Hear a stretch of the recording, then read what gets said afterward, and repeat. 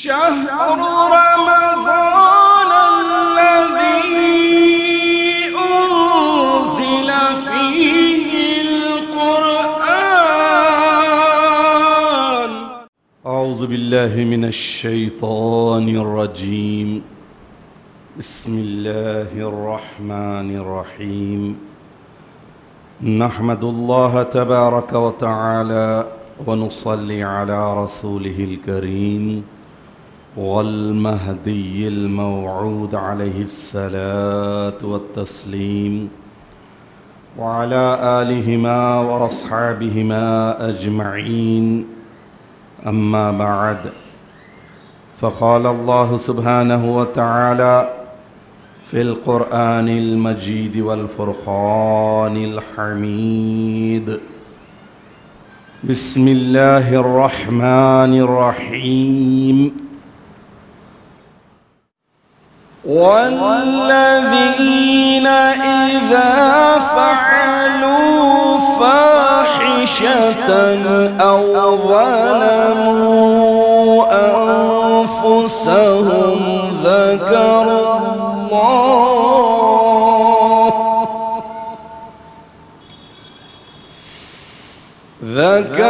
الله فاستغفروا لذنوبهم ومن يغفر الذنوب إلا الله ولم يصروا على ما فعلوا وهم يعلمون. صدق اللہ العظیم. سورہ آل عمران آیت نمبر 135. سب سے پہلے تلاوت کردہ آیت شریفہ کے معنی یہ ہیں: اور جب وہ لوگ کھلی برائی کر بیٹھتے ہیں یا اللہ اور اللہ کے بندوں کے حقوق کو برباد کر کے اپنی جانوں پر کوئی ظلم و زیادتی کر لیتے ہیں تو پھر فوراً اللہ کو یاد کر کے اپنے گناہوں کی معافی مانگتے ہیں. اور اللہ کے سوا کون ہے جو گناہوں کو معاف کرے گا؟ اور وہ جانتے بوجھتے اپنے کیے ہوئے کاموں پر اصرار نہیں کرتے.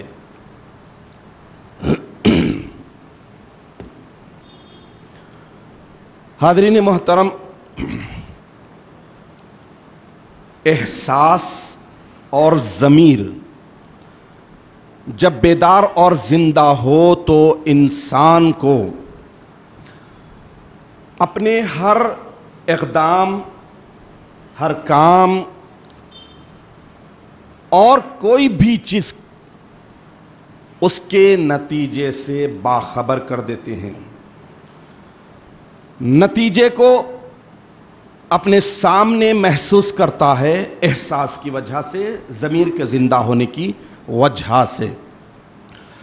تو یہ احساس اور ضمیر کا زندہ ہونا انسان کو چوکس رہنے میں بڑا مدد دیتے ہیں. وہ انسان جس کے پاس حساسیت ہو، سنسیئرٹی اور ضمیر زندہ ہو، تو پھر وہ اپنے ہر کام کے نتیجے کو پیش نظر رکھتے ہوئے کام سر انجام دینے کی کوشش کرے گا. ایسا انسان نیکی کو نیکی جان کر اسے اختیار کرنے کی طرف اپنے آپ کو مائل کرتا رہے گا، گناہ کو گناہ سمجھ کر گناہ سے بچنے کی حتی المقدور کوشش کرنے میں لگا رہے گا. اور یہ سب اللہ تبارک و تعالیٰ کے فضل اور اس کی توفیق پر منحصر ہے. ساتھ ساتھ اللہ تعالیٰ نے انسان کو جو عقل دیا، شعور دیا اور اختیار تمیز دی کہ اچھے اور برے میں فرق کر سکے، ان اچھی خوبیوں کو کام میں لانے کی وجہ سے اللہ اس کی مدد کرتا، اس پر فضل کرتا اور اسے نیکی کو نیکی سمجھنے کی توفیق دیتا اور اختیار کرنے کی صلاحیت دیتا، برائی کو برائی سمجھنے، گناہ کو گناہ سمجھ کر اس سے بچنے کی اس میں صلاحیت اور ہمت عطا کرتا ہے۔ نیکی کو نیکی نہ سمجھنا اور گناہ کو گناہ نہ سمجھنا یہ بہت بڑا گناہ ہے۔ جو انسان احساس کی دولت سے محروم رہتا ہے، جس کا ضمیر مر جاتا ہے، جو آخرت کی جواب دہی پر یقین نہیں رکھتا، اللہ کی پیشی میں جانا ہے، مجھے حساب اور کتاب دینا ہے، اس بنیادی عقیدے کو نظر انداز کر کے جو زندگی گزارتا ہے، اس کے پاس نیکی نیکی نہیں رہتی، گناہ گناہ نہیں رہتا، جو من چاہا کیے جاتا ہے۔ نفس جن باتوں پر اسے ابھارتا ہے فوری وہ انجام دے دیتا ہے، یعنی نفس کی لگام اس کے ہاتھ میں نہیں ہوتی، بلکہ نفس اس کی لگام اپنے ہاتھ میں لے لیتا ہے۔ حاضرین محترم، یہ رمضان المبارک کا مقدس مہینہ احساس کی دولت بھی مومن بندے کو عطا کرتا ہے، ضمیر کو زندہ رکھنے کی دعوت دیتا ہے، شعور کو بیدار ہمیشہ رکھنے کی توفیق دیتا ہے، اور چوکسی جسے کہتے ہیں، الرٹ رہنا، یعنی آخرت کی جواب دہی سے، حساب و کتاب سے، اللہ کی پیشی میں جانے سے، یہ ساری باتوں کو رمضان المبارک آسانی کے ساتھ مومن بندے کے دل میں بٹھانے کی کوشش کرتا ہے۔ یہ رمضان المبارک کا مقدس مہینہ پورے کا پورا برکتوں والا، رحمتوں والا، عظمتوں والا، مغفرت اور بخشش والا ہے۔ وَهُوَ شَهْرٌ، یہ ایسا مہینہ ہے، اولُهُ رحمتٌ، پہلے 10 دن رحمت کے، وَأَوْسَطُهُ مغفرتٌ، درمیان کے 10 دن مغفرت کے، بخشش کے، وَآخِرُهُ عِتْقٌ مِّنَ النَّارِ، اور آخری کے 10 دن دوزخ کی آگ سے آزادی کے ذرائع اور وسائل مومن بندے کو مہیا کرتے ہیں۔ اب یہ مغفرت کا دہا چل رہا ہے، دوسرے 10 دن، اور ان میں سے بھی 3 دن ختم ہو گئے۔ تو مغفرت، بخشش بہت بڑی دولت ہے، اس کو سمجھنا ہے۔ غفلتوں کے مارے ہم انسان ہیں، گناہ پر گناہ کیے جاتے ہیں، اللہ کے حدود کو توڑتے ہیں، اللہ کے رولز اور ریگولیشنز کے اگینسٹ زندگی بسر کرتے ہیں، اللہ کے بندوں پر زیادتی اور ظلم کر کے اس کے باوجود بھی بے حسی کے ساتھ زندگی بسر کرتے ہیں۔ تو ہمیں سوچنا ہے کہ جب اللہ کے روبرو جائیں گے، رتی رتی کا حساب ہوگا، معمولی معمولی باتوں کا حساب کتاب لیا جائے گا، اس وقت کیا جواب دیں گے؟ کوئی ایکسکیوز نہیں، کوئی بہانہ نہیں چلے گا۔ اگر انسان کی فطرت میں ہے بہانے کرنا، جھٹلانا، دھوکے دینا، لیکن وہاں بھی دھوکہ دینے کی کوشش کرے گا اور جھٹلائے گا کہ مالک میں تو یہ کرا ہی نہیں، یہ گناہ کرا نہیں، یہ کام کیا نہیں، تو اللہ تعالیٰ آج کے دور کے انسانوں کے حساب سے، آج کے دور کے انسانوں کی مینٹیلٹی کے حساب سے بتا دیے کہ سی سی کیمرے ہیں، دیکھو کہ کیسے کیمرے کوریج کرتے ہیں، ہر طرف سے کوریج کر کے پورا ڈیٹا دے کے تمہیں ثبوت دے ڈالتے ہیں، تمہیں اسپیچ لیس کر دیتے ہیں، تمہارا منہ بند کر دیتے ہیں اور تمہیں ماننے پر مجبور کرتے ہیں۔ تو یہی جھٹلانے والا انسان آخرت میں بھی جائے گا، وہاں بھی جھٹلائے گا، وہاں بھی بہانے کرے گا کہ میں یہ گناہ کیا ہی نہیں۔ تو اللہ تبارک و تعالیٰ پورے اس کا جو کوریج ہے پورا ہر اینگل سے زوم انزوم کر کے بتا دیں گے، ٹائم، منٹ، سیکنڈ، تاریخ، دن، اندھیرا، اجالا، سب کیفیت کو ظاہر کر دیں گے۔ انسان وہاں پر مایوس ہو جائے گا، شرمندہ ہو جائے گا، وہاں جھٹلانے کے باوجود بھی اس کے سامنے جب حقیقت آ جائے گی تو پھر وہ شرمندہ ہوگا۔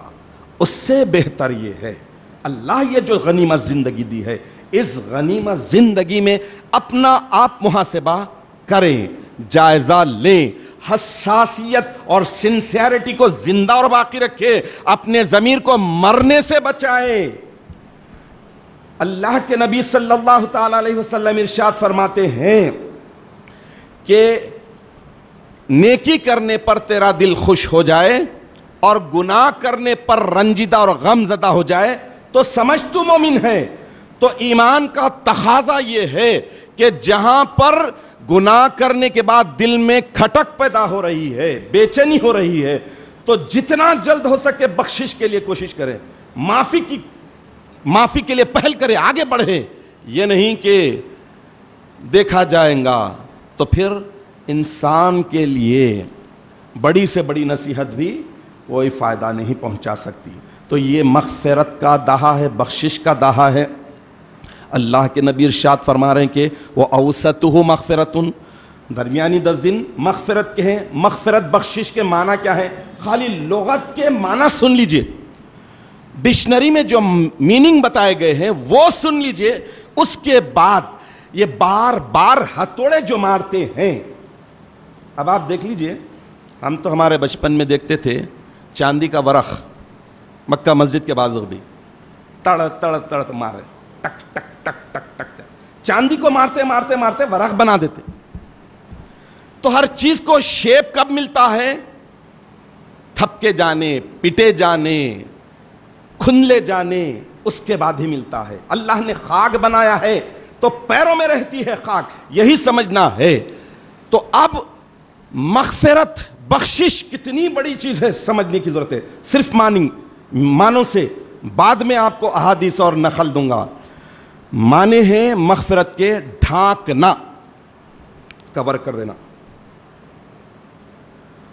مٹانا، ڈیلیٹ کر دینا، رد کر دینا، ریجیکٹ کر دینا۔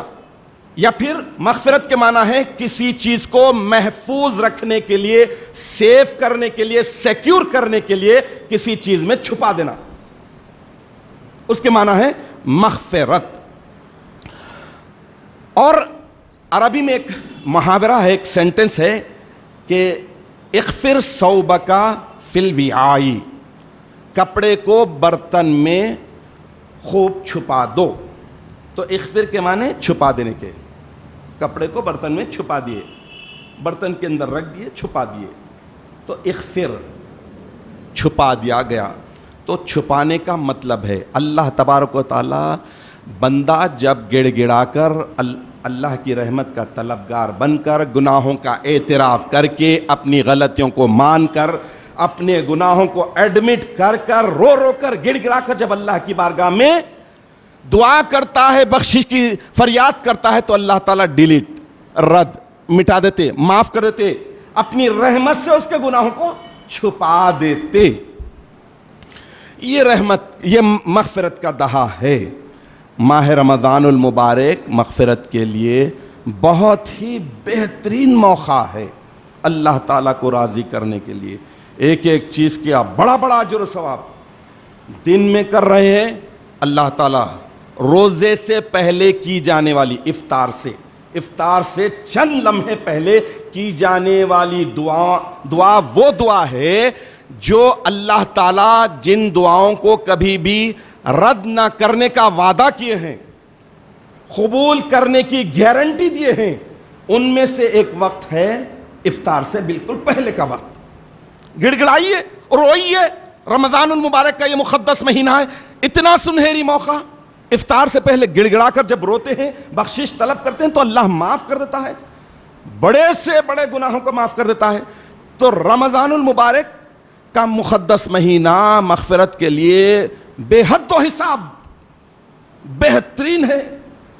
لیلۃ القدر خیر من الف شہر، اس کی دعائیں دیکھ لیجئے، دعاؤں کے معنی مطلب کو جانیے تو پھر اندازہ ہوگا اللہ رب العالمین لیلۃ القدر میں کی جانے والی دعا کو بھی مسترد نہیں کرتے، بلکہ یقین یہ ہے کہ جن دعاؤں کو جن اوقات میں، جن مقدس راتوں میں، جن مقدس وقتوں میں قبول کرنے کا اللہ نے وعدہ کیا ہے، اللہ کا وعدہ ہے، اللہ کبھی اپنے وعدے کے خلاف نہیں کرتا۔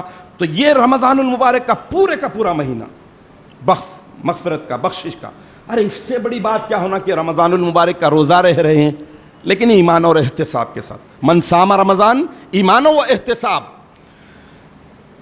جو کوئی رمضان المبارک کا روزہ رہ رہا ہے لیکن ایمان اور احتساب کے ساتھ، پکے ایمان کے ساتھ، اکاؤنٹیبلٹی کے ساتھ، سچا محاسبہ کر لیا کہ یہ روزہ مجھے بخشوائے گا، یہ روزہ میرے لیے سفارش کرے گا، جب اس کے ساتھ کرے گا تو اللہ تعالیٰ، اللہ کے حبیب ارشاد فرماتے ہیں کہ غفر لہ ما تقدم من ذنبی، تو اس کے پچھلے سارے گناہ معاف، غفرہ بخش دیے گئے، مغفرت ہو گئی۔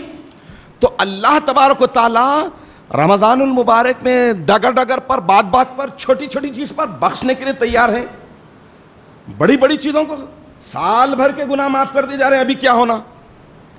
تو اب اس حساب سے ہمیں ہمیشہ محاسبہ کرنا ہے، آخرت کو پیش نظر رکھنا ہے، آخرت کی جواب دہی کو پیش نظر رکھنا ہے، ضمیر کو زندہ رکھنا ہے، اپنے احساس کو ہمیشہ بیدار رکھنا ہے۔ تو پھر سمجھ لیجئے کہ اللہ تبارک و تعالیٰ مغفرت طلبی کے ذرائع خود بخود بتاتے جائیں گے، ہیلپ کرتے ہیں اللہ تعالیٰ، جیسا ہر چیز کے لیے ہیلپ لائن ہوتی ہے، اللہ تعالیٰ کے پاس بھی ہیلپ لائن ہے، 24/7 آن لائن۔ اللہ تعالیٰ جب چاہو تم اللہ سے ہیلپ لو، اللہ تمہاری مغفرت کر دے گا۔ اب اس حساب سے یہ دیکھنا ہے کہ شیطان کا چہیتا دوست، فیورٹ فرینڈ کون ہوتا آپ کو معلوم ہے؟ جو گناہ پر گناہ کرتے جاتا ہے لیکن اس کے باوجود توبہ اور استغفار قطعی نہیں کرتا، گناہ پر اصرار کرتا ہے۔ گناہ کیا، غلطی ہوئی، احساس بیدار ہوا، ضمیر زندہ ہوا، ضمیر جھنجھوڑا، تو آدمی توبہ کرے گا۔ تو شیطان کا چہیتا دوست ہو جاتا ہے وہ، جو کبھی توبہ کی طرف راغب ہی نہیں ہوتا، مغفرت طلبی کرتا ہی نہیں، اور شیطان اس گناہگار سے سخت نفرت کرتا ہے، اس گناہگار سے جس سے نفسانی خواہشات کی وجہ سے، شیطان کے ورغلانے کی وجہ سے گناہ ہو گیا، احساس بیدار ہوا، ضمیر زندہ ہوا، ضمیر جھنجھوڑا، اللہ کی بارگاہ میں گیا، توبہ کرا، اللہ بخش دیا۔ شیطان ایسے گناہگار سے سخت نفرت کرتا ہے۔ تو نفس لوامہ کو، ملامت کرنے والی نفس کو ہمیشہ زندہ رکھنا چاہیے۔ حاضرین محترم، جو ہستی محشر میں سارے گناہگاروں کو بخشوانے والی ہے، شافی محشر ہے، وہ ہستی کا عمل شریف کیا تھا دیکھیے۔ بنی نو انسان کے لیے اتنی بڑی تعلیم ہے کہ میرے آقا کے تعلق سے آیا ہے۔ حضور اکرم نبی مکرم صلی اللہ تعالی علیہ وسلم ارشاد فرماتے ہیں، بخاری شریف میں یہ حدیث آئی ہے، حضرت ابو ہریرہ رضی اللہ تعالیٰ عنہ سے مروی ہے کہ واللہ، خدا کی قسم جس کے قبض قدرت میں میری جان ہے، انی لا استغفر اللہ و اتوب الیہ فی اليوم اکثر من 70 مرتن۔ اللہ کے نبی ارشاد فرما رہے ہیں کہ خدا کی قسم، میں بے شک ضرور بضرور مغفرت طلبی کرتا ہوں، میں مغفرت طلبی کرتا ہوں، میں معافی چاہتا ہوں، میں اللہ سے توبہ کرتا ہوں پورے دن بھر میں 70 سے زیادہ مرتبہ۔ کون؟ شافی محشر، جو بخشوانے والے ہیں، معصوم عن الخطا، سردار انبیاء، سارے انبیاء ان کے پرچم تلے آنے والے ہیں، وہ ہستی دن بھر میں فی الیومی کتنے مرتبہ؟ 70 سے زائد۔ یہ ایک حدیث ہی، ایک اور حدیث سناتا ہوں، صحیح مسلم کی ہے، جو حدیث نمبر 2702، حضرت ابن عمر رضی اللہ تعالیٰ عنہ سے مروی ہے۔ حضور اکرم نبی مکرم صلی اللہ تعالیٰ علیہ وسلم ارشاد فرماتے ہیں کہ یا ایھا الناس توبوا الی اللہ، اے لوگو اللہ سے توبہ کرو، فانی اتوب فی الیوم الیہ 100 مرۃ، میں بھی اللہ سے توبہ کرتا ہوں دن بھر میں 100 سے زائد مرتبہ۔ اب اس حساب سے دیکھیے کہ ہماری اپنی غفلتوں کا ہمیں جائزہ لینا ہے، ہمیں اپنا ریکارڈ دیکھنا ہے۔ جیسا کہ میں نے پچھلے بیان میں بھی عرض کیا تھا کہ اگر انسان کیلکولیٹ کرا، 50 سال کی عمر کا بھی تخمینہ کرا، کہ کسی کی عمر اگر 50 سال بھی ہو رہی ہے تو ان 50 سال کے 21,500 دن ہوتے ہیں. اگر منیمم ایک دن میں ایک گناہ بھی کاؤنٹ کرے تو کتنے ہوئے میرے بھائیوں؟ ایک گناہ پر اللہ تعالیٰ ادھر ریڈ چینل میں ڈال دیتے اور اللہ چاہے تو پھر گرین چینل سے چلا دیتے. اب اس کے بعد اگر اللہ کے نبی کا معمول شریف جب سن لیے کہ آپ دن بھر میں 70 سے زائد مرتبہ یا 100 سے زائد مرتبہ اللہ کے بارگاہ میں توبہ کر رہے ہیں, مغفرت طلبی کر رہے ہیں, گناہوں کی بخشش کر رہے ہیں, جن کے گناہ ہی نہیں, معصومن الخطا ہیں, لیکن امت کو تعلیم دے رہے ہیں کہ تم کرو, 1-2 مرتبہ بھی نہیں, بے شمار مرتبہ کرو, تو پھر سمجھ لو کہ مغفرت طلبی کے چانسز پیدا ہوتے ہیں.